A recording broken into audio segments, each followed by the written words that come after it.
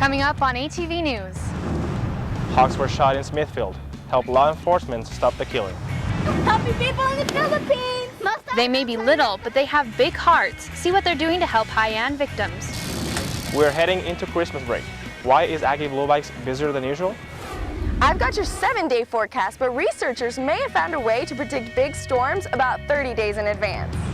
And in sports, the men's basketball team takes on an SEC powerhouse, and I'll show you what the football team did for the first time in 10 years. It's all coming up on ATV News.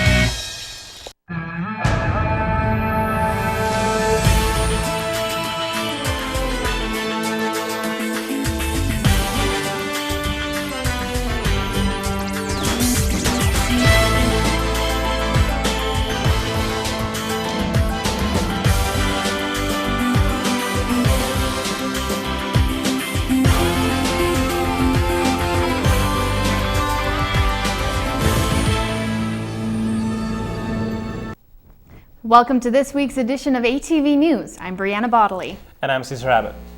Hogs can be seen near Smithfield, resting on trees, power lines, and water wheels. But someone decided to use them for a target practice. This time of year, you'll see hogs on telephone wires and wide open spaces throughout Cache Valley. The Department of Wildland Resources says it is because the cooler weather makes it harder to find food for the raptor bird, has resorted to open fields and fence posts to find rodents. The DWR says that also means the bird is easy prey for idle hunters looking for a quick shot. Smithfield has found 7 hogs to shut down around its city limits just this fall. Some have been rescued and taken into a rehabilitation center in Ogden. One resident of Smithfield wonders how anyone could do this. Because I think the birds are beautiful, and I love to watch them, and I've seen them in action, and I just can't imagine somebody just actually coming out here and shooting a bird just for the fact of killing something. We're seeking the public's help with this. Anybody who's out and about, who feels like they may see something suspicious, we're encouraging them to come forward and do the right thing and provide us with information about this.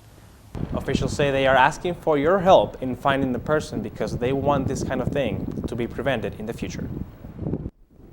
Across the nation, the number of chemical suicides is rising. We talked to first responders in the valley to find out if Cache Valley is seeing the same trend and what that means for you. Cars passed the home of a man who police say tried to kill himself with mercury last September. One of 2 cases in the valley in the last few months that health officials call a chemical suicide. This is when somebody attempts to take their life, but they use something that could hurt someone else. And it's the emergency responders like police officers and firefighters who are exposed first. You would not want to be in there without personal protective equipment, breathing apparatus, that type of thing. In the case of the mercury, more than 4 emergency responders accidentally made contact, something the marshal says they could have protected against with extra equipment if they only knew what they were walking into. It's a medical call. We will go en route to assist in a medical situation. If the call changes while we're en route, then we can change our response. It's the difference between walking in with just a coat and a hat and bringing a full-on gas mask. If there are dangerous chemicals in the air, we don't want to subject our personnel to that danger. And he says suicides using poisons like these castor beans might be on the rise. Nationwide, there's been an increase. Locally, we've responded to a couple. He says there haven't been enough cases like this one in Cache Valley to know if chemical suicides are trending here. But Larson says so far, the departments have responded well to the cases that have come their way. Since we already had a chemical suicide policy, we were able to follow that, and we had some training previously, so we kind of knew how to deal with things. Larson said the Valley emergency responders met 4 times a year to review and update the responses. Chemical suicides are only one of the issues addressed this year. A woman accused of murdering her 2-year-old son is on her way to trial, but she's facing another delay. Judge Thomas Wilmore has granted the okay to postpone the preliminary hearing for December 12th. Heidi Rucci has been charged with the first-degree felony murder. The charges against Rucci are from October. She showed up wearing a pink jumpsuit and an arm sling. Rucci's defense attorney requested that the preliminary be postponed for more time to look into the investigation. The state has the whole sheriff's office and plus their own investigator on this case. I think it's only fair that I have at least one person looking into the facts. Given the serious nature of these charges and the facts surrounding this, we agreed to not oppose the defendant's motion for continuance to today's hearing. Police say Ruchi will remain hospitalized until the next preliminary hearing. Coming up after the break. Now they know this is the real thing, and you really can get a real score, and it makes a difference. Find out how high schools are making getting into college easier. And you may know USU monitors what you look at on your computer, but how much?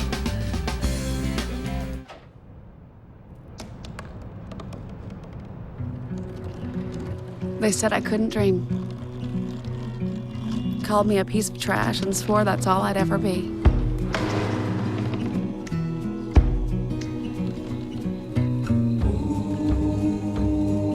Said a bottle couldn't see the ocean.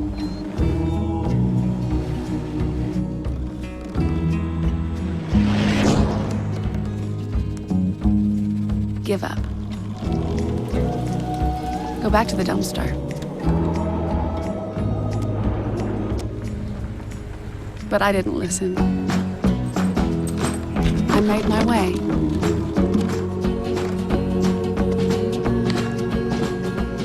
And now, I am what I've always wanted to be.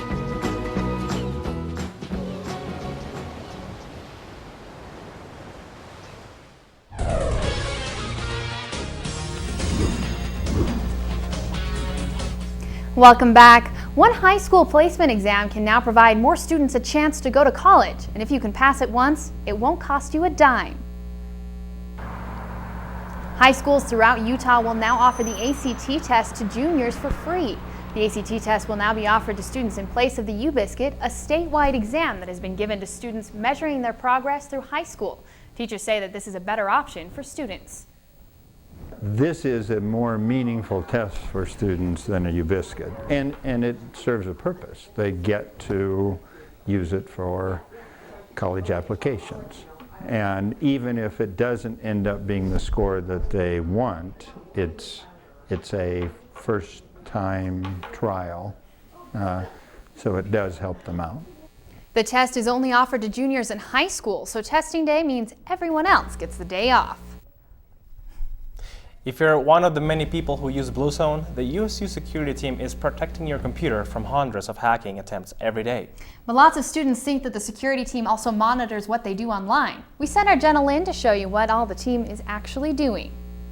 These are people sitting in their dorm rooms. These blinking lights are maps showing all of the IP addresses around the world using A numbers, but how the security team uses them may be a surprise to students. I think that's just like a bunch of people sitting in a computer room that have websites flagged, and when people get on it, then it shows who's on that web page, and then they take your internet privileges away. There's a lot of confusion about what security is and what it isn't. And the NSA will go around and tell you security is letting me know your innermost secrets. And that's so far away from any meaningful form of security. But even if they were interested in seeing what you do online, they wouldn't be able to. We're quite limited in terms of how closely we can monitor people. We get too close and we're violating the law and common sense and all decency, and we're wasting our time for the most part, because when you get too close you can't see the patterns really that indicate attack or compromise. And these attacks come hundreds of times a day, normally from foreign governments. It's like fads, it's like skinny jeans, they can't control themselves. The team can hold back these large-scale attacks, but students' computers can still be compromised through things like phish emails. Email attacks come from all sorts of disguised sources that students trust, like Facebook, FedEx, or even USU. If an email asks for your username or password, or tells you you have to print something, don't give any of your information away and throw the email out. Jenna Lynn, ATV News. If you think your computer has been corrupted, you can contact the security team at 797-1804.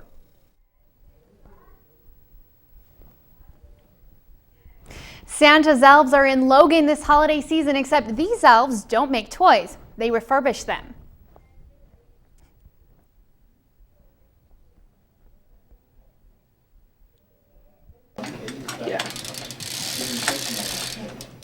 For the 8th year now, Utah State University's Aggie Blue Bikes is volunteering their time and efforts for the Sub for Santa program. Aggie Blue Bikes is asking for support from students and residents in Cache Valley for donations of kids' bikes that are old or not being used anymore. The old bikes are brought in, fixed up with new parts, washed and painted. The refurbished bikes are then re-gifted to the Sub for Santa program so that kids will get a gift this holiday season.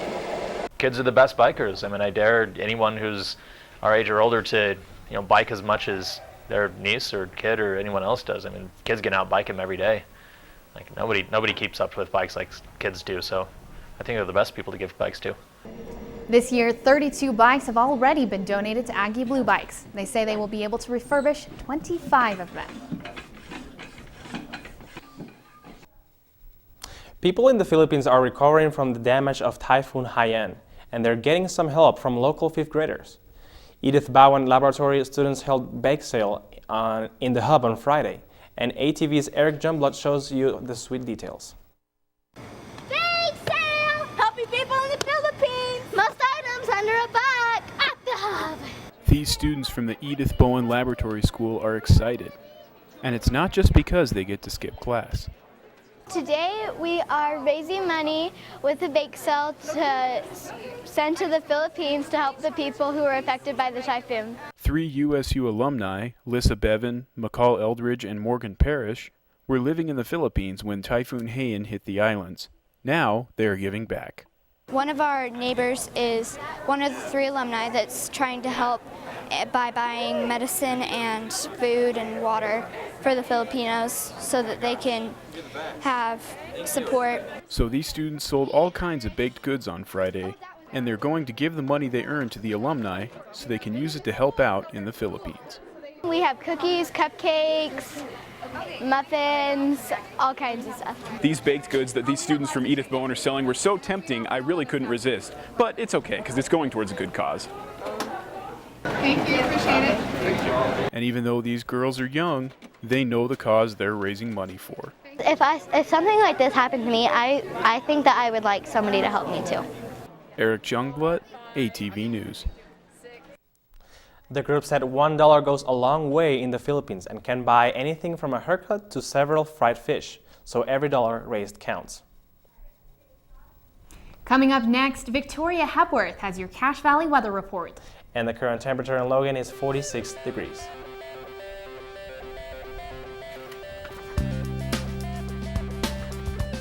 Here at the GED Pep Talk Center, we have pep talkers standing by to get you motivated for your GED diploma.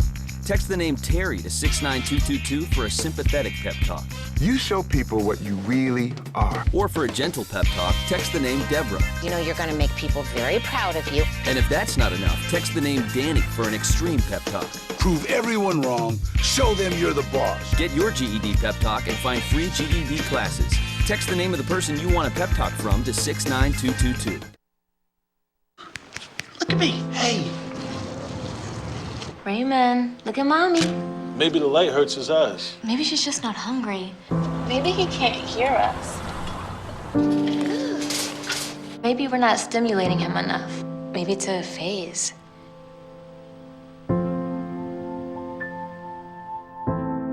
Avoiding eye contact is one early sign of autism. Learn the others today. The sooner it's diagnosed, the better.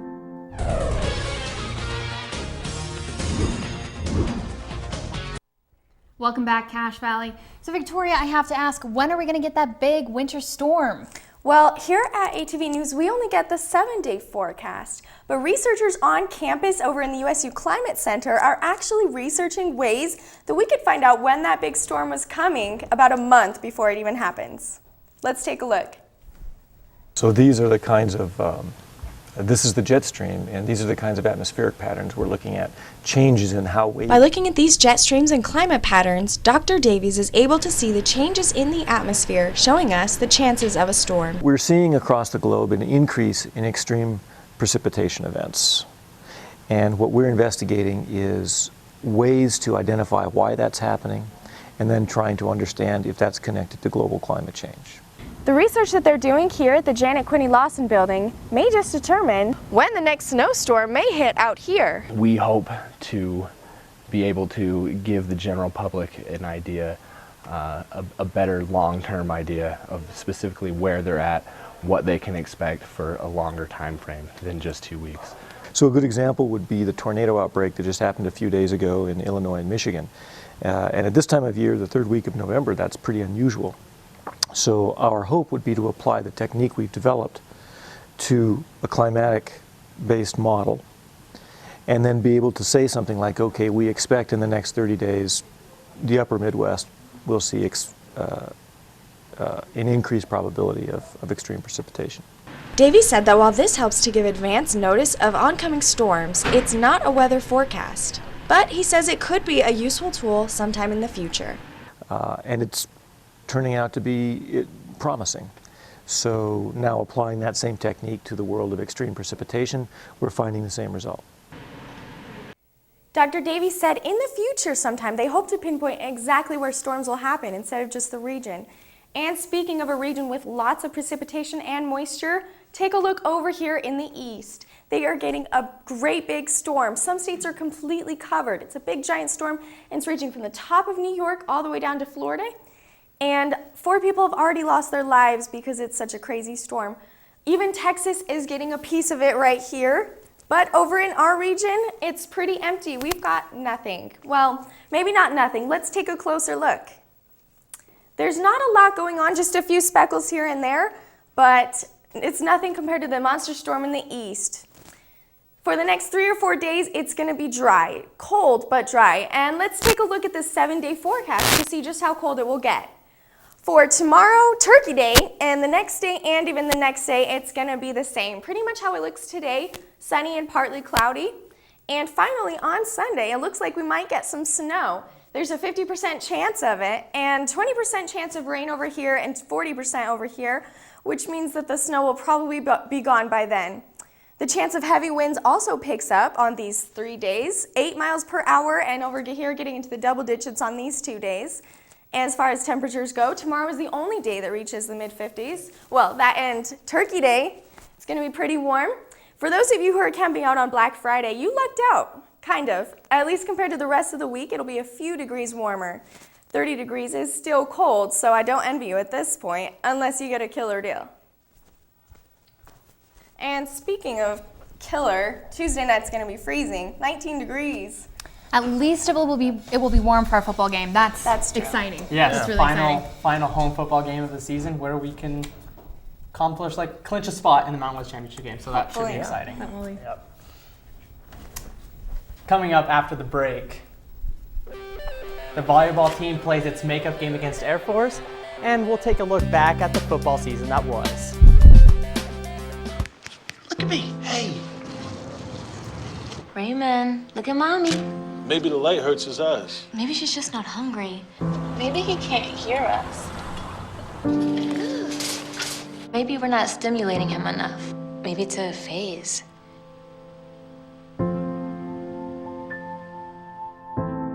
Avoiding eye contact is one early sign of autism.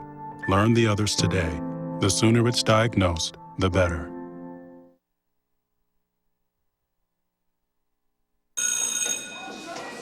Don't look at me. Your hair's a bit frizzy today. Oh, you should pick that up. Oh, you're such a dork. Loser. Here, let me help you with that. Oops. Every day, kids witness bullying. Oh, look. Your crush is looking at you. Poor you. They want to help, but don't know how. See, no one here's gonna help you, because no one Teach your kids how to be more than a bystander. Visit stopbullying.gov.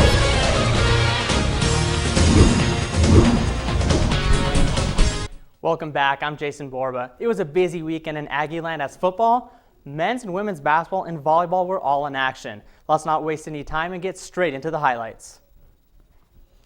Let's kick things off on the football field where Utah State hosted the Colorado State Rams Saturday afternoon.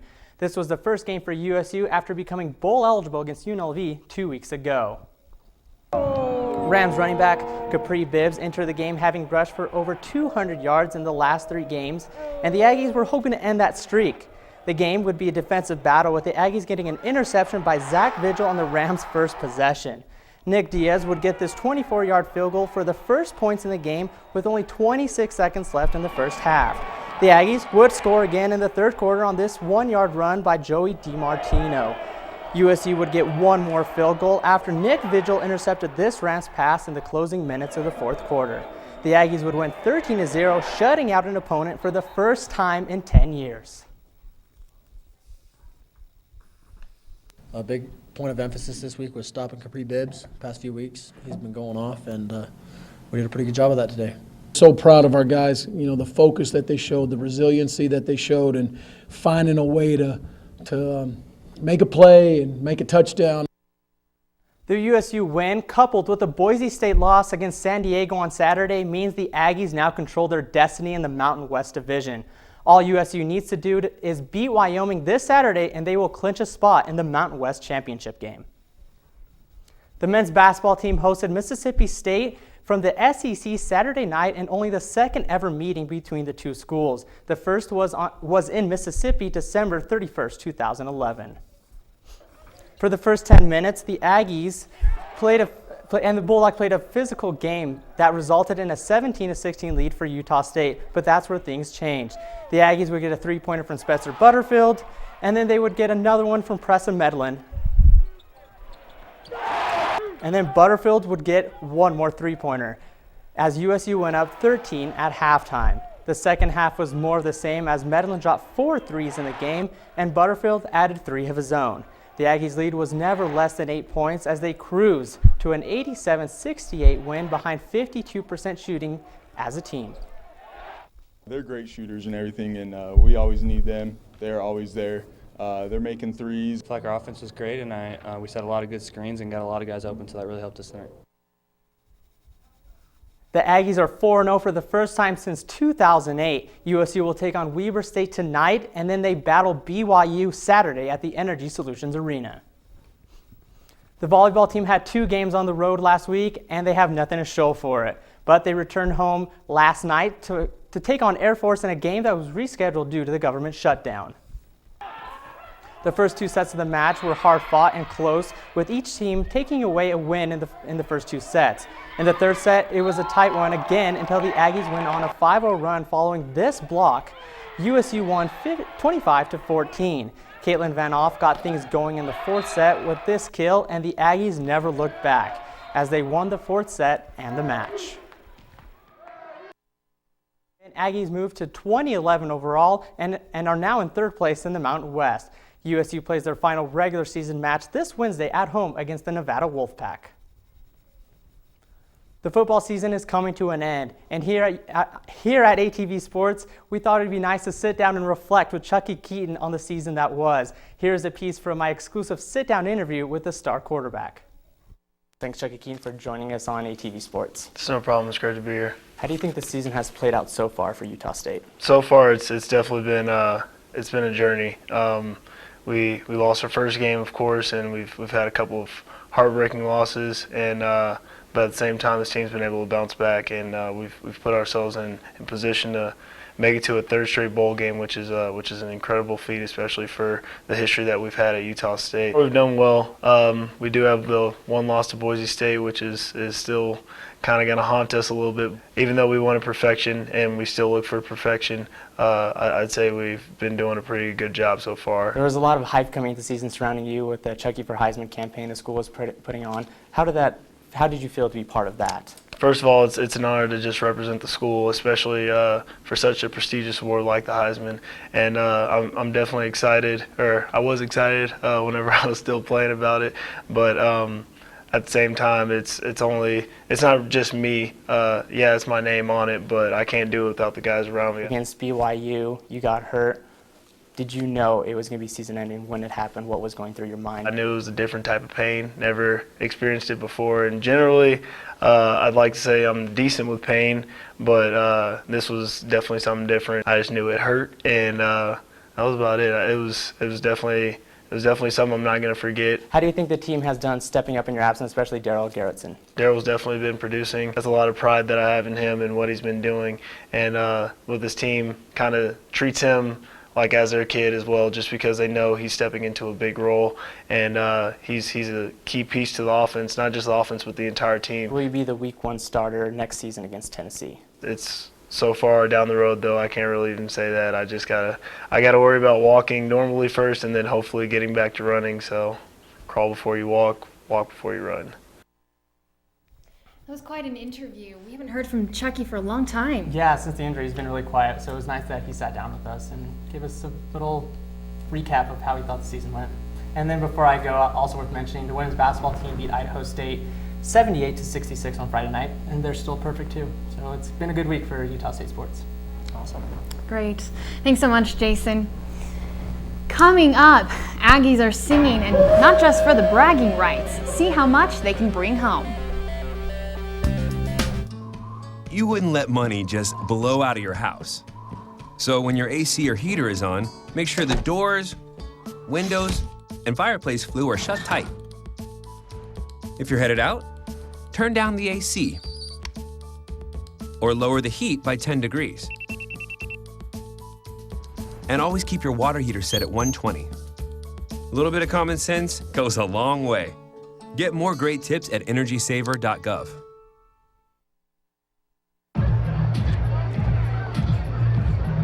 If you drive buzzed, it could cost you around $10,000. You'll face major legal fees, major fines, and steep insurance penalties.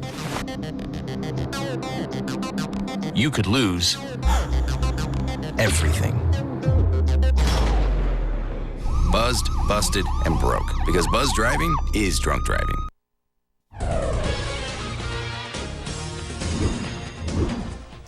Welcome back. A version of the famous TV show American Idol makes its way into Utah State. We went to show you what all the singing was about. The first ever Aggie Idol competition at Utah State University took place at the TSC Ballroom with the 8 finalists out of 100 auditions. The finalists varied in their choice of genres, from rock to pop to country.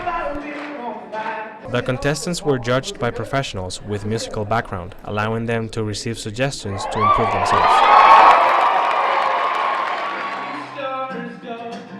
Each contestant performed a song, and then audience members texted for their favorite, narrowing it down to the final 3. The final 3 then performed one last song to determine a winner. Local sponsors provided their services and cash to help put together the event, and their final prize money of $1,000. The group, we tried to contact as many as we could, and so there was not everyone was able to find sponsors, but between 3 or 4 of us, we were able to get all 11 sponsors. The 2 major sponsors of the night were Conservice and Providence Hills Production, who donated their services and money to support the first ever Aggie Idol at Utah State University. The ballroom went from an empty room to a full house in just a matter of minutes. After 3 hours of performances, the judges came to a final decision.